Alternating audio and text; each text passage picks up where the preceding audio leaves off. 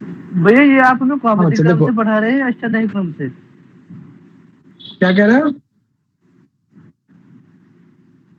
हाँ विशाल, कुछ कह रहे हो? हाँ देखो, भैया आवाज कट रही है आपकी। अच्छा अच्छा, अब आ रही सही से? जी सर। अब हाँ आ रही है मुझे सही से सही आ आवाज? रही है भैया, बच्चा लोग सही आ बताओ, रही है आवाज आ रही है मेरी प्रॉपर? भैया, सही आ रही है ना? है। ठीक है, ठीक ठीक। तृतीय व्यक्ति से संबंधित जो सूत्र हम लोगों ने पढ़ा है कि पहला जो सूत्र है स्वतंत्रता कर्ता, यानी कर्ता जो है करने वाला, वो हमेशा फ्री रहता है। ठीक है, वो कुछ भी काम कर सकता है, उठना बैठना खाना पीना जाना, है ना? इसलिए यहाँ पे जो है स्वतंत्रता कर्ता, यानी जो कर्ता मुख्य होता है ना? किसी भी क्रिया की सिद्धि में क्रिया को जो है पुरुष करने में जो है हमेशा जो कर्ता क्या होता है, स्वतंत्र होता है, प्रधान होता है, मुख्य होता है। इसलिए हम लोग कहते हैं कि जो है कर्ता कारक क्या है, उसे कर्ता क्या है, वो स्वतंत्र है। एक सूत्र भी है, स्वतंत्रता कर्ता, ये चीज हम लोगों ने पढ़ा था। कोई सा भी एग्जाम्पल हो सकता है, कोई सा भी क्रिया को लेकर आप बना सकते हैं। दूसरा हमने पढ़ा था कि क्रिया की सिद्धि में जो सबसे ज्यादा हेल्पफुल हो, है ना? बहुत सारे हो सकते हैं, ठीक है, लेकिन उनमें भी जो सबसे ज्यादा हेल्पफुल हो, उसमें क्या हो जाती है, उसकी करण संज्ञा हो जाती है। जो सूत्र हम लोगों ने पढ़ा भी, साधकतमम कर्णम, यानी क्रिया की सिद्धि में, किसी भी क्रिया की सिद्धि में सबसे अधिक सहायक होता है, उसकी क्या हो जाती है, करण संज्ञा हो जाती है। जैसे कि हम लोगों ने देखा था कि रावण बाणन हतो बाली, कि राम के द्वारा बाण से रावण को या बाली को मारा जाता है ना? तो बाली को जो मारा जा रहा है वो बाण के माध्यम से मारा जा रहा है। या फिर जो आप लिखते हो ना, कहते हैं ना कि सोहन जो है कलम से पत्र लिखता है ना? तो पत्र लिखने की जो सिद्धि हो रही है वो कलम के माध्यम से हो रही है, ठीक है, पेन के माध्यम से। तो पेन विशेष में, कलम विशेष में तृतीय व्यक्ति होती है, यानी उसकी करण कारक होती है, और जैसे करण कारक होती है उसकी तृतीय व्यक्ति लग जाती है। ये चीज हम लोगों ने पढ़ा था।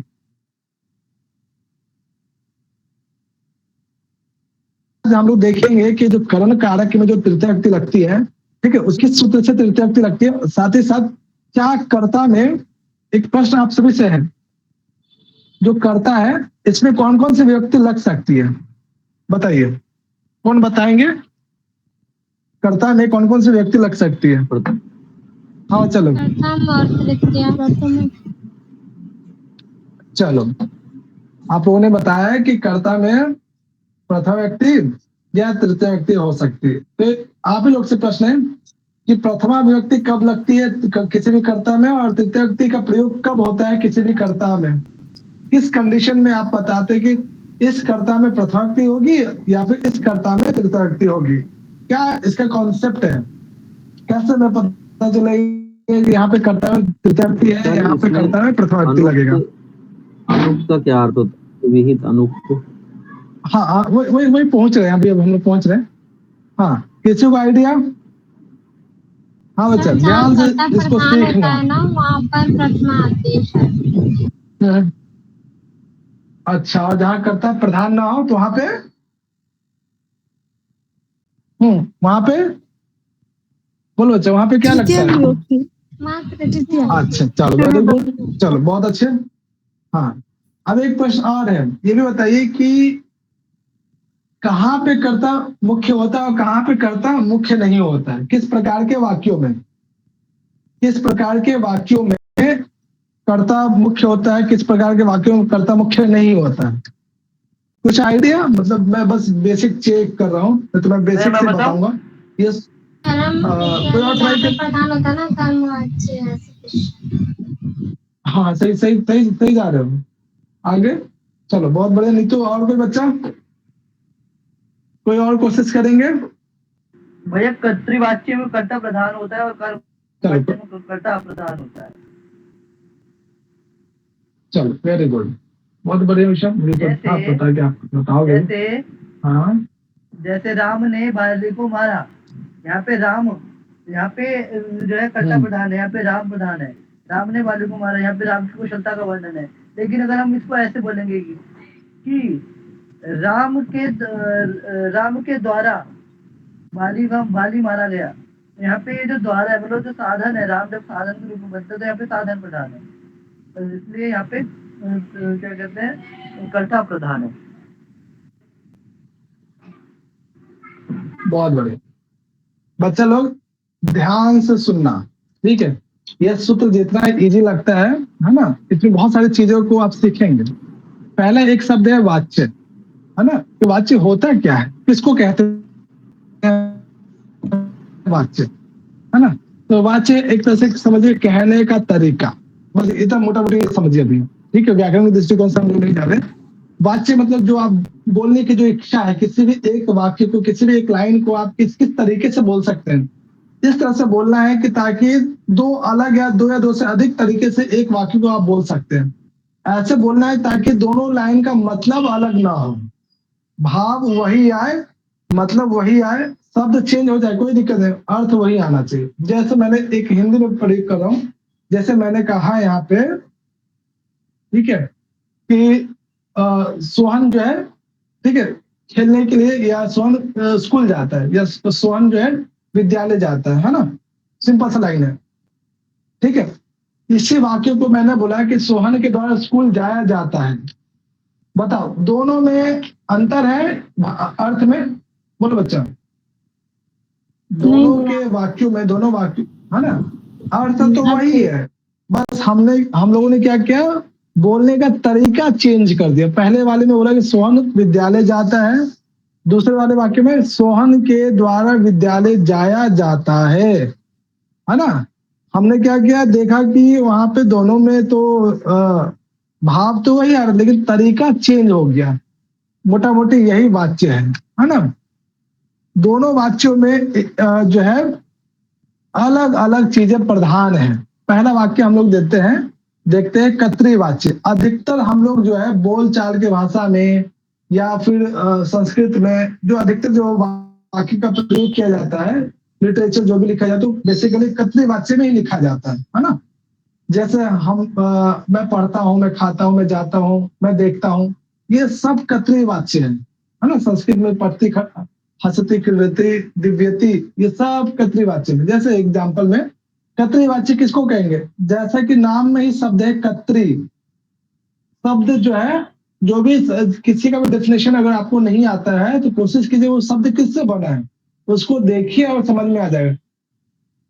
कर्तृ वाच्य में कर्तृ शब्द है ना, यानी जहां जिस वाच्य में कर्ता की प्रधानता हो, कर्ता क्या मुख्य हो। ध्यान से सुनना बच्चा, एक एक पॉइंट इंपॉर्टेंट है, ठीक है। नहीं समझ में आएगा बोलना, मैं दोबारा समझाऊंगा, लेकिन आज इसको सीख ही लो, ठीक है। कर्तृवाच्य किसको कहते हैं, जहां पे कर्ता इंपॉर्टेंट होता हो, ठीक है। किसकी बात की जा रही है, कर्तृवाच्य।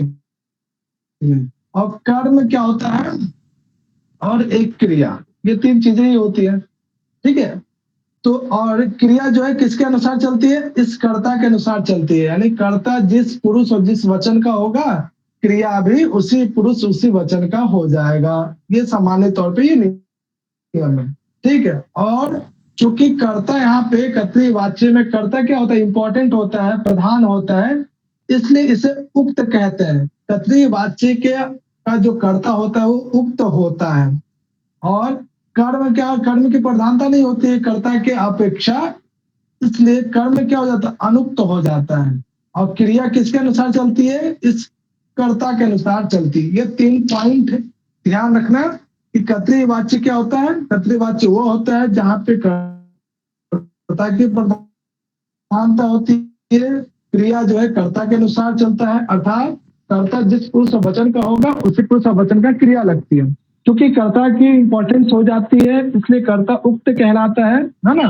और कर्म क्या हो जाता है, कर्ता के अपेक्षा अनुक्त हो जाता है। ये तीन चार पॉइंट याद रखना। अब इसे एक एग्जाम्पल से समझते हैं। जैसे सिंपल एग्जाम्पल है ना, कि राधा पुस्तकम पठती, सिंपल सा है ना।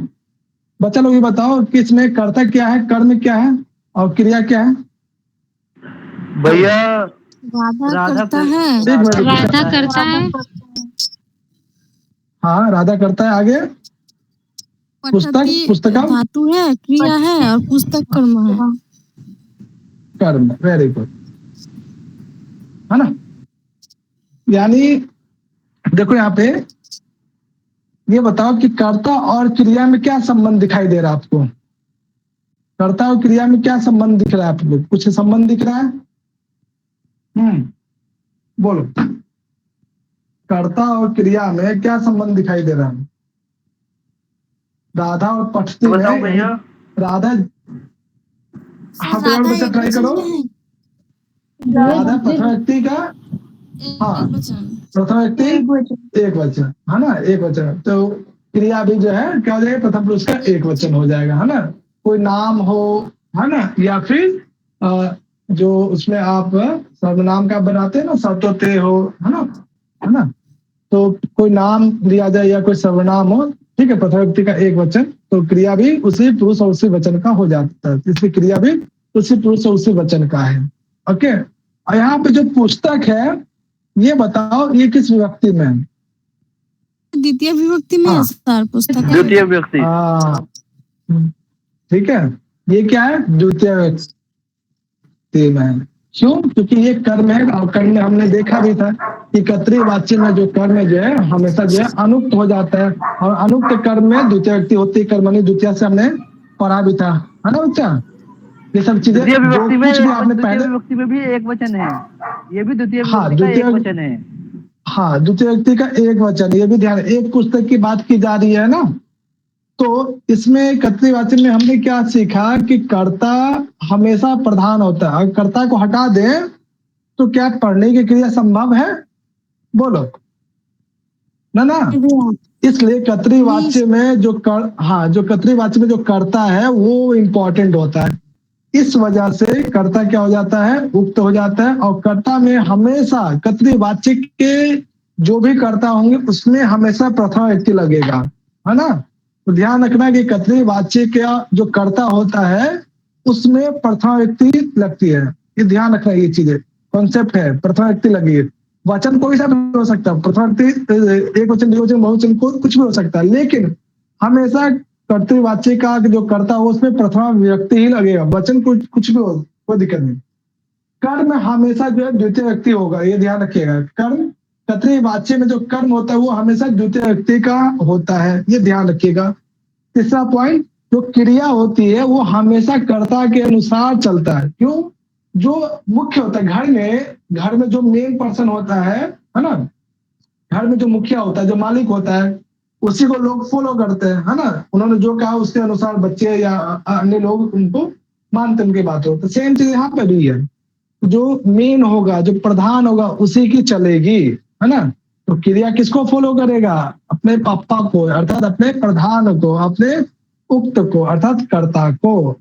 बच्चा ये जो अभी जो हम लोगों ने कहानी पढ़ा, क्या क्या बातें आपको याद हुआ या क्या क्या बातें आपको समझ में आई? बताओ बच्चा। दीपिका बताओ एक पॉइंट, एक मिनट, हाँ एक मिनट प्रभात बाबू रुकना। हाँ दीपिका एक पॉइंट बताओ जो भी अभी आपने कर्तृवाच्य के संदर्भ में सुना, एक पॉइंट आप बताओ। जो भैया करता है उसमें जो है उसमें तृतीया विभक्ति कर्ता में तृतीया व्यक्ति होती है, कर्ता में जो है उसमें वो प्रथमा विभक्ति होगी। किस प्रकार के कर्ता में? मतलब प्रथम व्यक्ति कब होगी, कौन से वाच्य में? जल्दी बताओ। कर्तृवाच्य में। कर्तृवाच्य, वेरी गुड दीपिका। हाँ ईला, अरे रुको ईला नहीं, काम नहीं बताओ। दूसरा पॉइंट, कर्ता में प्रधानता होती है, कर्ता हाँ की इसलिए कर्ता प्रधानता क्या, होती है, हाँ इसलिए कर्ता क्या होता है, उक्त हो, कर्ता कर्ता उक्त होता है। क्रिया कर्ता की तरह ही चलती है, कर्ता की तरह ही चलेगा कर्तृवाच्य Very good. में। और कर्म क्रिया में के अनुसार। तृतीया होती है, कर्म में कर्म में तृतीया द्वितीया विभक्ति होती है, और वेरी गुड, उसमें जो कर्ता होता है वो तृतीय हो जाता है, क्योंकि वो रामीन, किसमें? जैसे रामीन विद्यालयम गच्छति, नहीं नहीं कर्मवाच्य अभी का हमें उदाहरण। उधर तो नहीं कल वाच्य अभी नहीं जा रहे, अभी हम लोग कर्तृवाच्य सीख ले, है ना। ठीक है, बहुत बढ़िया, और काम नहीं कि आपको उससे वो भी आ रहा है आपको, बहुत अच्छा। ठीक है बच्चा, ये मोटा मोटी हमने पॉइंट देखा, है ना। चलो बच्चा अब मुझे बताना एक एग्जाम्पल, है ना। चलो प्रभात बाबू कोई एक एग्जाम्पल कर्तृवाच्य का बताओ, कर्तृवाच्य का एक वाक्य बनाओ, कोई एक वाक्य बताओ। प्रभात बाबू राम एक वाक्य, पट्टी, उसके अलावा कुछ और, राम कुछ और रामा बनाओ। आपणम गच्छति, रामा आपणम आपणम गच्छति, गच्छति। गच्छ। हाँ बच्चा हाँ निहारिका बताओ इसमें क्रिया क्या है, कर्म क्या है और कर्ता कौन है और कौन ये इसमें कौन सी रामा विभक्ति लगी ये करता सब है। बता। रामा है, करता है, वेरी गुड। आगे आपनम। बी क्या लिखा है? आपनम मार्केट जाता है, आपड़म बाजार जाता है। कर्म है। कर्म। गच्छति क्रिया। क्रिया। इसमें कौन सी विभक्ति लगी बताओ। भैया रामा में प्रथमा रामा में। विभक्ति। जी हाँ भैया। Very good. आगे कर्म में कौन सी विभक्ति लगी है। कर्म में द्वितीय। द्वितीय। क्रिया किसके अनुसार चल रही है। भैया एक राम वचन के के अनुसार। अनुसार। राम के अनुसार एक कर्ता के बच्चे अनुसार की। हाँ वेरी गुड। ठीक है, इतने बातें आप लोगों को समझ में आ गए, बहुत अच्छा है। अब कर्मवाच्य समझिए। ठीक है, फिर दोनों को मिक्सअप कर लीजिएगा, चीजें समझ में आ जाएगा। देखो अब है, अगला है कर्मवाच्य। तो कर्मवाच्य किसको कहेंगे बच्चा।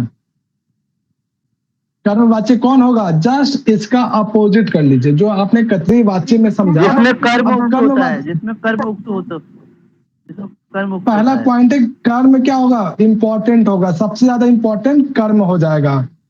अब जैसे कोई भी इंपॉर्टेंट होता है, क्रिया किसको फॉलो करेगी, इंपॉर्टेंट पर्सन को फॉलो करेगी, है ना। तो क्रिया किसके अनुसार, जैसे घर में जिसकी चलती है ना, उसी को, जो घर में जो सबसे ज्यादा कमाता है, लोग उसी को इज्जत सम्मान देता है ना, ये सच्चाई ही है। हाँ, तो क्रिया किसको फॉलो करेगी, कर्ता को फॉलो करेगी या कर्म को, कर्मवाच्य में बताओ। कर्मवाच्य को। कर्मवाच्य में जो क्रिया है वो हमेशा कर्म को फॉलो करेगी, यानी कर्म जिस पुरुष जिस वचन का होगा, क्रिया भी उसी पुरुष उसी वचन का होगा। ठीक। अब बच गया हमारा कर्ता। कर्मवाच्य में कर्ता, अब जैसे ही कर्म इंपॉर्टेंट हो गया, कर्ता क्या हो जाता है, अनुक्त हो जाता है। अनुक्त का दूसरा नाम अभिहित, अनभिहित, है ना, अनभिहित। ध्यान रखना। यानी हमने क्या सीखा कि कर्तृवाच्य में तो देखा था कि कर्ता इंपॉर्टेंट होता है, क्रिया कर्ता के अनुसार चलता है, कर्म जो है द्वितीय व्यक्ति होती है। लेकिन कर्मवाच्य में क्या हो जाता है, कर्म की प्रधानता हो जाती है और क्रिया कर्म को फॉलो करती है। कर्म इंपॉर्टेंट हो जाता है, इसलिए कर्म क्या हो जाता है, उक्त हो जाता है, अभिहित हो जाता है। उक्त हो या अभिहित एक ही बात है, ठीक है, दोनों परिवाची शब्द है।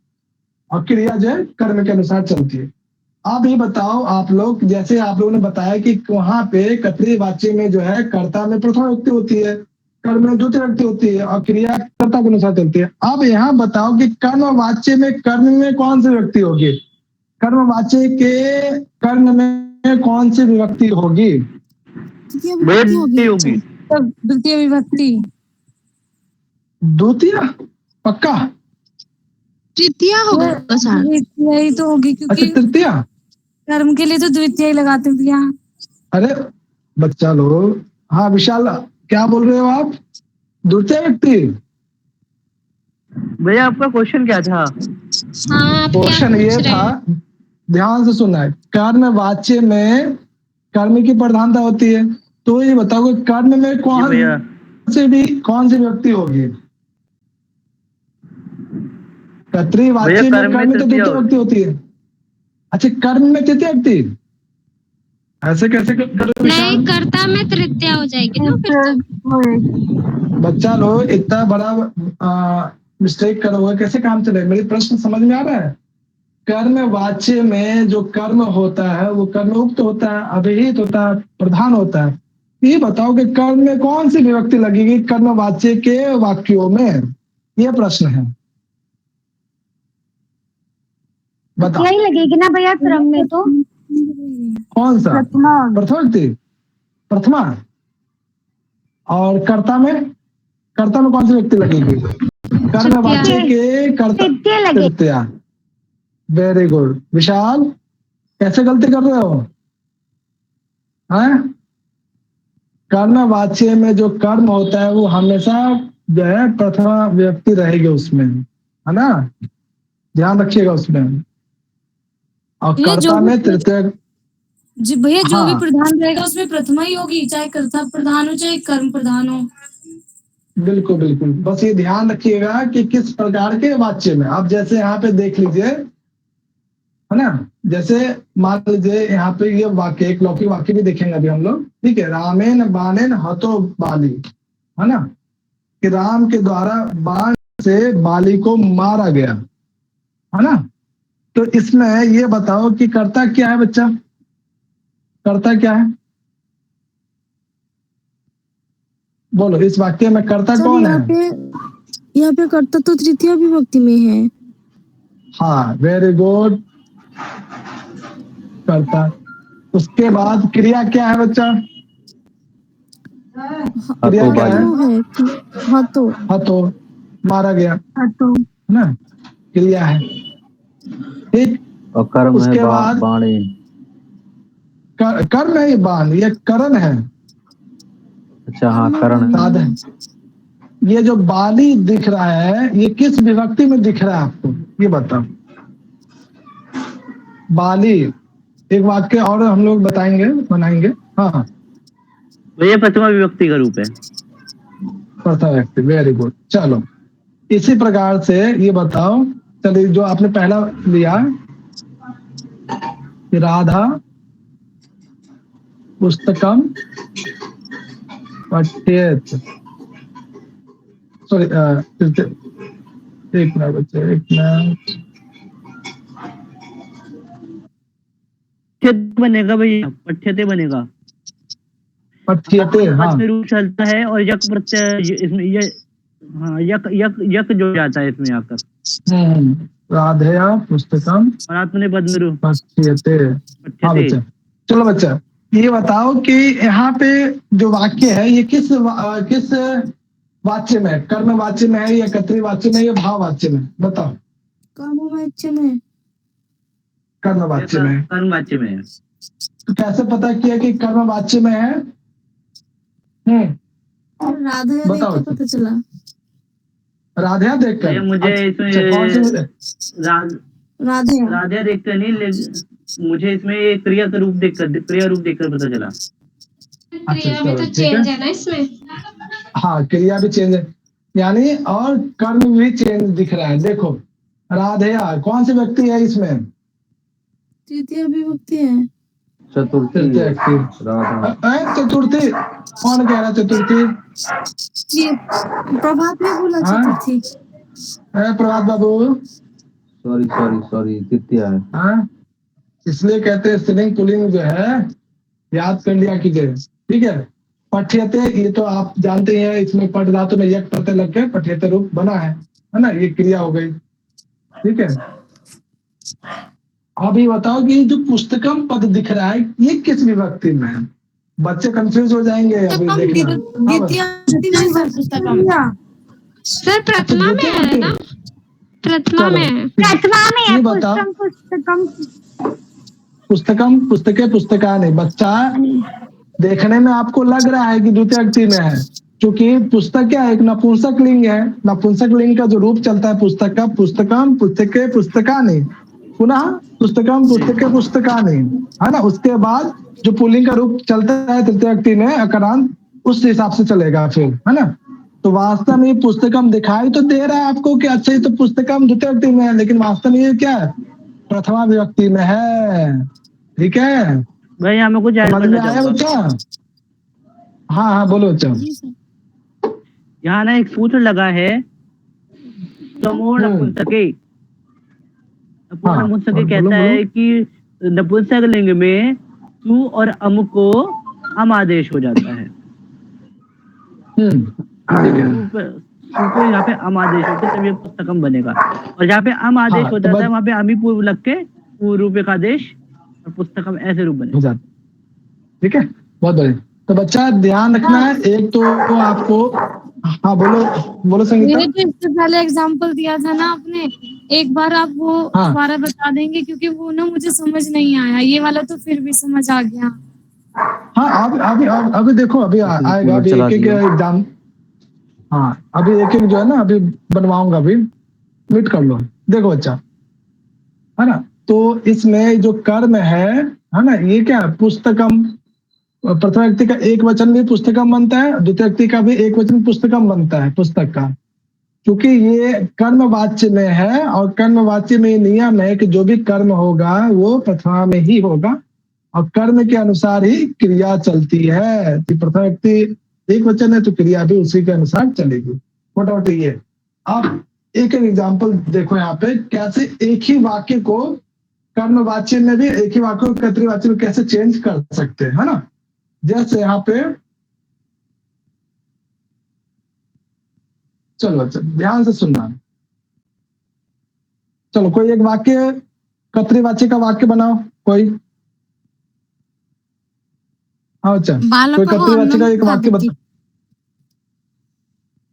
बालकः अन्नम खादति, है ना। अब इसी का वो बनाओ कर्तृवाच्य, सॉरी कर्मवाच्य, इसी का कर्मवाच्य। हाँ बच्चा कौन बनाएंगे? बोलो बच्चा। भैया मैं बताऊं गलत। हाँ बोलो विशाल। बताऊं भैया। बालकेन, हाँ बालकेन आगे अग्रे। अन्नम खाद्यंत नहीं आएगा यहाँ पे। हाँ बोलो बोलो। खाद्यते खाद्यते आएगा, खाद्यते आएगा। खाद्य जिससे पठ्यते था वैसे खाद्यते हो गया। हाँ ठीक है, वेरी गुड। तो बच्चा ध्यान से सुनना। कर देते हो ना तो वहाँ पे बहुवचन हो जाता है। तब आपको यहाँ पे अन्नम नहीं कर, अन्नान ही लिखना होता है ना। तो बहुवचन करना है, अगर खाद्यंते करना है तो अन्न को भी बहुवचन में लाना होगा, प्रथम व्यक्ति के बहुवचन में, है ना। देखो बच्चा यहाँ पे भी हो जाएगा, बालकेन में भी क्या हो जाएगा, बालकन में भी क्या हो जाएगा, बालिका ही हो जाएगा। खाद्य तो आएगा ना। हाँ। मतलब हाँ अभी तो खाद्यते ही होगा एक वचन में ना, अन्नम। इसलिए देखो बच्चा, ये जो वाक्य है ये कर्तृवाच्य में, कर्तृवाच्य में ये करता है ना, ये क्रिया है। ठीक है, क्रिया क्या हो जाएगी, इसके अनुसार चलेगी, कर्ता के अनुसार कर्मवाच्य में। लेकिन यही जो है कर्मवाच्य में गया, ये जो है ये कर्म हो जाता है ना, और कर्म के अनुसार ही क्रिया चलती है। ये चीजें हमने देखा। ठीक, मोटा मोटी ये चीजें कर्तृवाच्य और कर्मवाच्य में क्या डिफरेंस है ये ध्यान रखना। क्योंकि इसमें जो सूत्र कहा जा रहा है कर्तृकर्णयोस् तृतीया, नोट कर लेना प्रभात, है ना। ये सूत्र क्या कह रहा है, कर्तृकर्णयोस् तृतीया। ये कह रहा है कि कर्मवाच्य में, कर्मवाच्य का जो कर्ता होता है वो अनुक्त होता है, इसलिए कर्मवाच्य में प्रयुक्त होने वाला कर्ता में हमेशा तृतीय व्यक्ति होगी। और एक और इसी से एक और भाव है कि जहां भी करण होगा, है ना, कि राम कलम से पत्र लिखते हैं, है ना, तो जहां भी करण होगा उसमें भी तृतीय व्यक्ति लगेगा।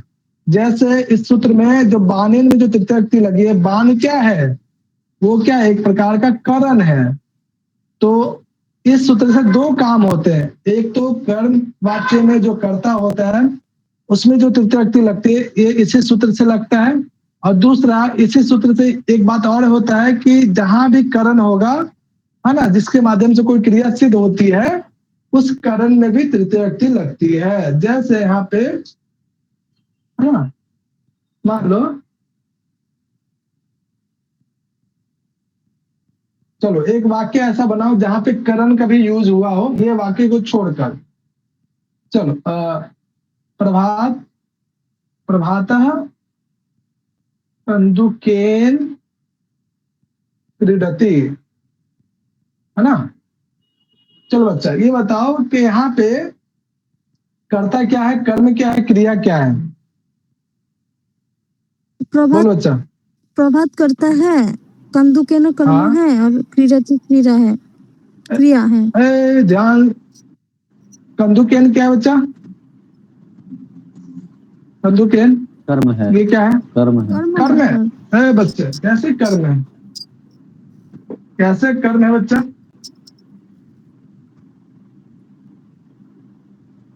केन कर्म नहीं है, वो करण है। जी जी करण। कंदुकेन का मतलब क्या? गेंद बच्चा, गेंद, बॉल, है ना? गेंद से खेलता है, गेंद गेंद के द्वारा खेलता है। जहाँ द्वारा आ है जाएगा ना ना यहाँ पर, वहां पे करण हो जाएगी। बच्चा, यहाँ पे कोई कर्म है ही नहीं, है ना? प्रभात बॉल से या गेंद से खेलता है, तो कंदुकेन क्या है? करण है ना? सर तो ये कर्म क्या है, के यहाँ पे बिना कोई होगा क्या बच्चे? क्यों नहीं हो सकता? बिल्कुल हो सकता है। कर्म के बिना पूरा भाववाच्य जो है ना? जो भाववाच्य है, तीसरा जो भेद है वाच्य का, वो बिना कर्म का है ना? राम सोता है, तो वहां तो कोई कर्म है ही नहीं। राम क्या सोता है? ये कोई आंसर ही नहीं मिल रहा है ना? तो भाववाच्य में तो बिना कर्म का ही है, अकर्मक है वहां पे, तो जो भी क्रिया है अकर्मक है ना? तो एक वाच्य ऐसा है जहाँ पे कर्म की आवश्यकता ही नहीं पड़ती है। ठीक है, तो बिना कर्म का भी वाक्य हो सकता है। तो प्रभात जो है करण से खेलता है, सॉरी गेंद से खेलता है, कंदुकेन, ये गेंद क्या हो जाए? करण, और खेल किसके माध्यम से रहा है? किससे खेल रहा है? गेंद से। तो कंदुकेन क्या हो जाएगा? करण कारक होगा। और करण में कौन सी व्यक्ति लगती है? तृतीय व्यक्ति। किस सूत्र से? इस सूत्र से।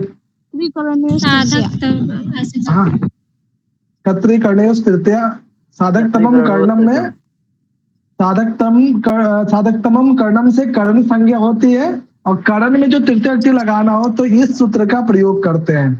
संज्ञा सूत्र अलग है, विभक्ति सूत्र अलग है, ध्यान रखिएगा। इससे पहले वाले सूत्र में साधकतमम कर्णम के माध्यम से तो करण संज्ञा होती है।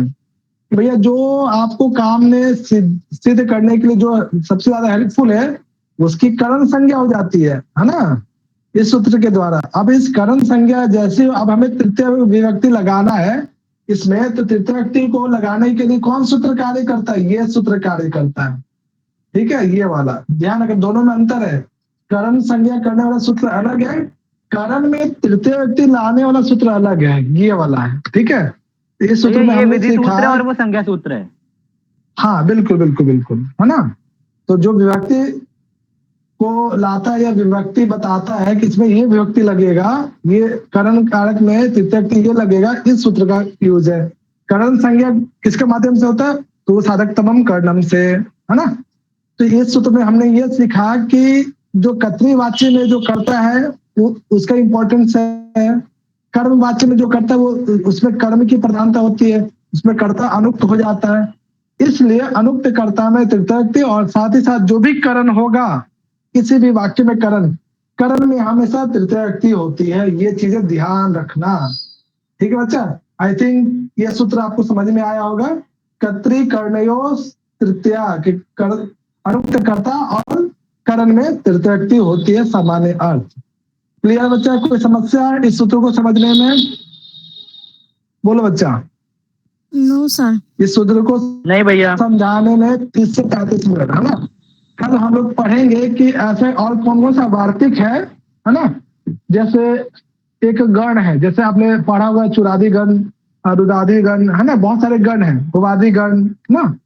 उसी प्रकार से वार्तिक में कहा गया है कि प्रकृति आदि गण में, गण का मतलब क्या होता है? ग्रुप में क्या होता है? बहुत सारे लोग हो सकते हैं, बहुत सारे लोगों का ग्रुप हो सकता है, बहुत सारे विद्यार्थियों का ग्रुप हो सकता है, जैसे व्हाट्सएप ग्रुप होता है ना, वैसे ही कात्यायन साहब ने क्या किया है? बहुत सारे शब्दों को एक ग्रुप में रखा है ना, जिसे प्रकृति आदि गण कहते हैं।